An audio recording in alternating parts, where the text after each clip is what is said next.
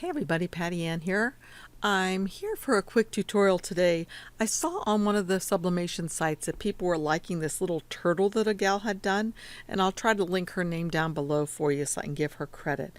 But anyway, it just says I'm totally fine, and I just put like an offset, or not an offset, but a gradient behind mine. But I wanted to show you, you can find this turtle on Google. It was kind of hard for me to find it, and then I'm not sure that it was a place that I could legally use it.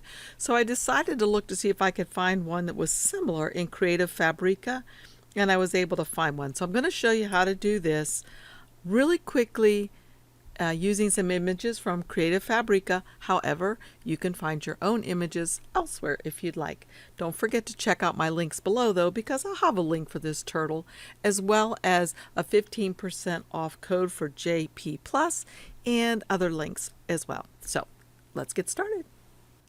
Okay, before I get too far into this tutorial, I did want to remind those of you who don't do sublimation that you could certainly do the print and cut on the printable paper that you can iron on, whether you're using the one for the light colored shirts or the dark colored shirts. So the same process would work for that. So as you can see right here, I have a couple of samples. See if I can scroll in just a little bit.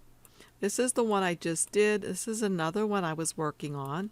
This one has some really pretty design in it, and this one has a design in it as well. So let me show you what you get first. The first thing that I did was I went to File and Merge, and I found that turtle. Now he's in my downloads, so he would be in the one called Turtle Monogram Frame. Okay, and the one that I used is this guy right here in the upper right hand corner, a PNG file, and I just opened it and it comes in just like that. It's perfect just like that.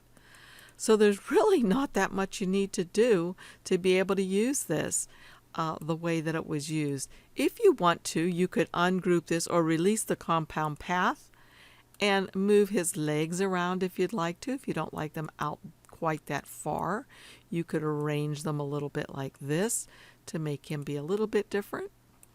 But mostly what I want to show you today is just how to add the pattern to him. So let me just hit Control and Z and put it back the way it was. Okay, so it's back to being a compound path. Okay, so what I'm going to do now is what I did on Creative Fabrica was I just went in there and looked for backgrounds. Let's see if I can show you real quick. Okay, so if you look right here, one of the things I downloaded but I didn't end up using were iridescent foils. We can look here and see some other things that I downloaded. I got rainbow metal foil, I got glitter peacock feathers, and I got watercolor galaxy agate clip art. And so I just was going through looking for some clip art that I could use for backing. So let's go back to Silhouette. I'll show you how you use this so easily. You don't even have to add them to your library of patterns. Once you download them and unzip them, all you have to do is go to File and Merge, and then go to the folder into which you unzip them. See, here's the watercolor galaxy one, but it's zipped. But I did unzip it, so here it is here. So I could double click on that and double click again, and these are all the pretty watercolor ones that I could get. Let's just pick any one, doesn't matter. So I'll just pick this one, stretch it out, probably bigger to go behind, and I'm just going to right click and say send it to the back. And now my little turtle buddy's on the top, but before I crop it, I'm going to make a duplicate of him by hitting the Alt key on my keyboard and dragging one over. All right, now that I have this selected, I'm just going to grab both of these things, come way over here to the right hand side to the Modify panel and say crop. And look what that did. That cropped him out beautifully, and look at those really pretty markings he has now, right? I mean, that's really pretty. And we could come up here if you wanted to. Let's go up here to this paint palette on the right hand side. Nope, sorry, not there. Let's go to this one that looks like the half moon, the effects panel. And I can go to the second one in, which says colorize, which brings me to hue. And if I have this thing selected, or actually I could select different ones of it, just different boxes, and I could change the hue of them if I wanted to. So I could make him all different colors like this really easily. Again, just changing the hue. Maybe I want his head to be a different color.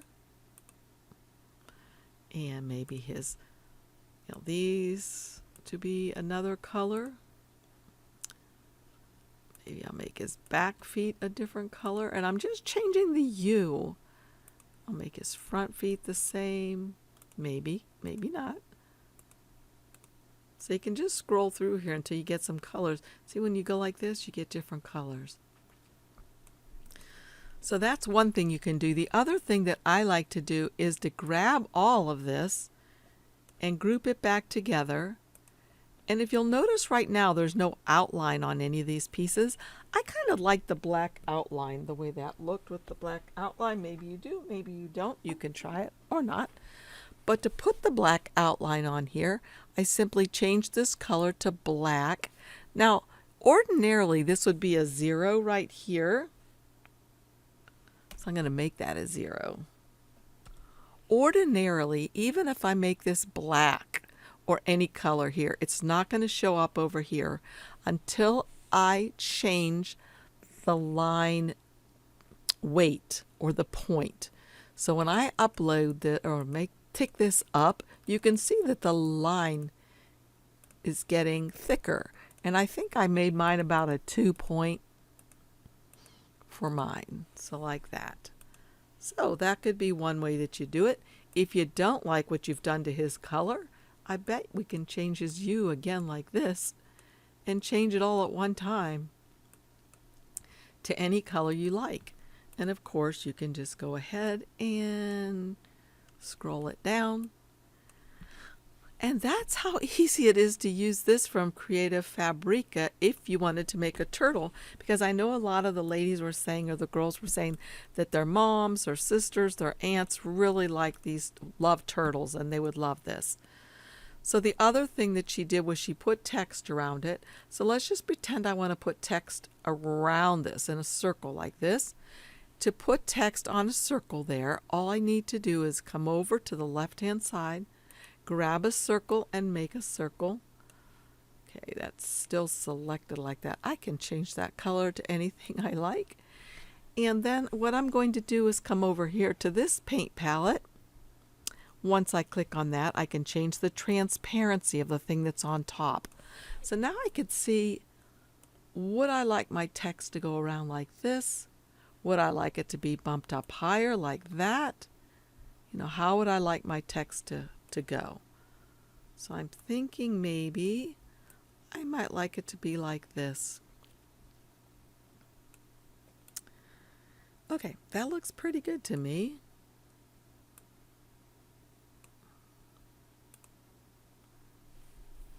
So now I'm going to go over to the text tool and click right here and say, I'm totally fine. Whoops, where did it go? Oh, we can't see it very well because it's white. So let me go back and quit that. Let's change the line color here. Actually, I don't want any line color. 0. And I'm going to change this to black. Okay. So I'm going to come to the text tool again and I'm going to say I'm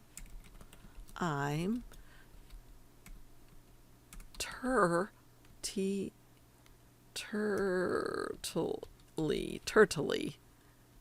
fine.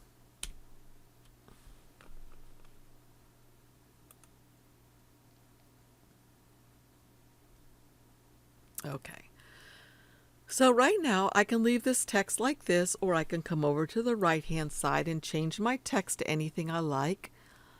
One of the fonts that I like to use for this one was for the word turtley. I just highlighted that and came over here and changed it to something, and I think I got this either from dafont.com or from, nope, that's not the one.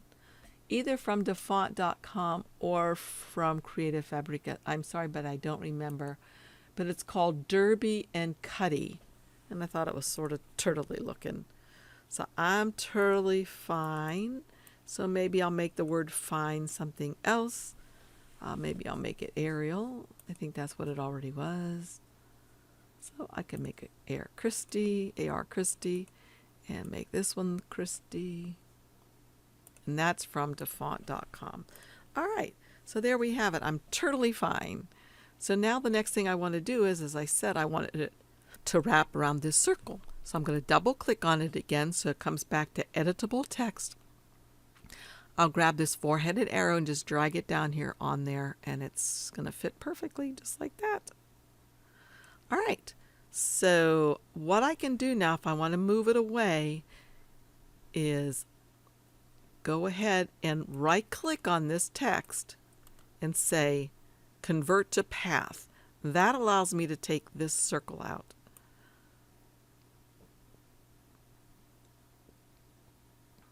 Okay, so that's okay. You know, maybe I don't like the way I put that actually, so let me try one more time. I'll just make this circle again. Let's see. I'm going to make it a little bit wider, I think. There we go. And I'll do the same thing again. Come to the text tool, click. I'm totally fine. I put an exclamation mark this time. All right, turtley. All right, so I'm going to make the word turtley again. So I have to double click to get editable text. Just select the part I want to change. And I'm going to change that to Derby and Cuddy. And then this one here, I changed to AR Christie. And this one as well to AR Christie. I'm totally fine. So I can, you know, if I wanted to, I could change it all to AR Christie. I kind of like that font too. That's one of my favorites actually, just because it's kind of cool looking. Just, I don't know, something about it I like. I'm totally fine. All right, so I'm going to make it a little smaller. I'm afraid it's too big, so I've got to click off and then click back on to get all of this. And then I'm just going to bring it down here and get an idea, get a feel. Yeah, I think I'm going to like that. So now double click on this. Yeah, I'm just noticing I put a capital F here and I'm not sure why. So I think I'll change that to a lowercase f. There we go. And is this a capital M? Nope, okay. So I'm going to go ahead and double click to get the four-headed arrow and bring this down here. And I can look at that. Do I like where that is? If not, I can move it around the circle like this. If I want to see if the both sides are equal, you know, like starting at the same place, I can come up here to this ruler and grab down a line. And then I can see, okay, this eye starts just about on that line I dragged down. This is a little further up. So if I want to, I could click on this and try to make them so they're more even. They looked pretty good to me though. And this little line won't be bothersome, but if I want to move it, I can just drag it back up there and put it back on the ruler. And the other thing is if I want to move this closer in with this little zipper, I can move this closer. You got to be careful though, because it might mess up your text, or take it out further, and I think I like it like that. So now I'm going to right click on the text and say convert to path, which now allows me to get rid of this. And there is my turtle that's ready to go on a mug or a shirt. And as I said, this would be perfect for you to go ahead and group and put this on a shirt. You don't have to do sublimation, but if you're doing sublimation, of course, you're going to flip this horizontally and read the directions on the particular product that you're using if you're using the heat transfer paper for a t-shirt or something like that. But that's it. This was just a quickie today. I hope you enjoyed it. I hope you learned a little something. Don't forget what you learned about today was this tool up here. If you click on this and then go to the second button in, you can change the color of stuff. Just like that. It's fun. grab any colors you like. And then the other thing that we learned about was putting text on a path or a circle. So thanks again for joining me. Don't forget, I'll have links down below for you. I sure appreciate it when you use them, so I'm able to buy products to use to show you how to use them. So thanks again. Bye-bye.